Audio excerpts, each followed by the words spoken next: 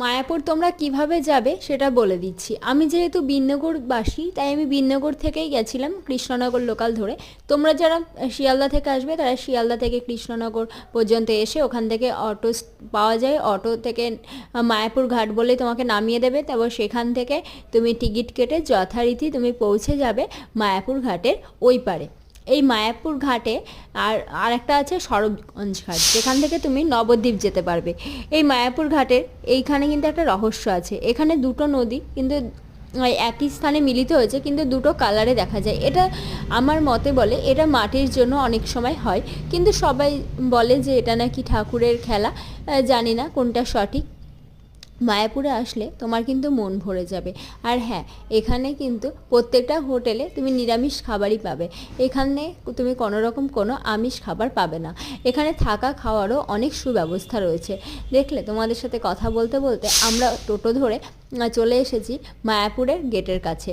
আর এখানে বাইরে তুমি দেখতে পাবে বিভিন্ন রকমের জিনিস তৈরি হচ্ছে এবং বিক্রি হচ্ছে, বিভিন্ন ব্যাগ। এই ব্যাগগুলো যদিও সব জায়গাতেই পাওয়া যায়, তাও তোমরা এখান থেকে যারা কিনবে একটু দাম দর করে কিনবে, কারণ এরা অস্বাভাবিক অনেক দাম বলে। 100 টাকার মাল 500 টাকা বলে।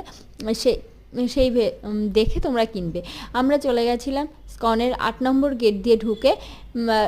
গিয়েই দেখলাম যে এখানে অনেক বিদেশিরা এখানে ঠাকুরের নাম জপ করছে। বেশ ভালো লাগছিল দেখে। আমরা ওদের সাথে একটু যোগদান করলাম।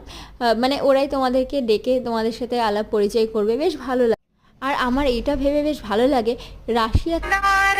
রাশিয়া থেকেও অনেক মানুষজন আসে এখানে। এসে এখানে কিন্তু ঈশ্বর ভোজন করছে বা ঈশ্বরের প্রচার করছে। দেখেছো কত ভালো লাগে না? কত ছোট ছোট বাচ্চারা তারা ঈশ্বরের অনেক কথা জানে। মানে ওদের যেহেতু শেখানো হয়, আমরা যেগুলো জানি না। আর এখানে এই যে এই ঘরটা যেটা দেখছো, এই ঘরটা কিন্তু মানে ননস্টপ, মানে 24 ঘন্টা তোমার নাম কীর্তন হয়। এই ভবনটার নাম আমার সঠিক এখন মনে পড়ছে না। এখান থেকে তুমি টোকেন নেবে, বা 12টা পর্যন্ত মনে হয় টোকেন দেওয়া হয়।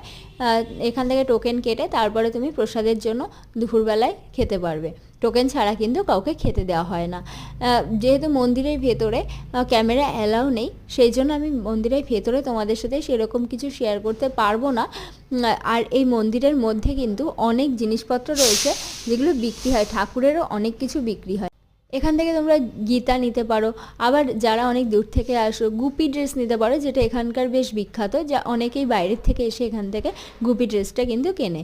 আর মন্দির কিন্তু বেশ ভালো লাগে। হরে কৃষ্ণ, হরে কৃষ্ণ।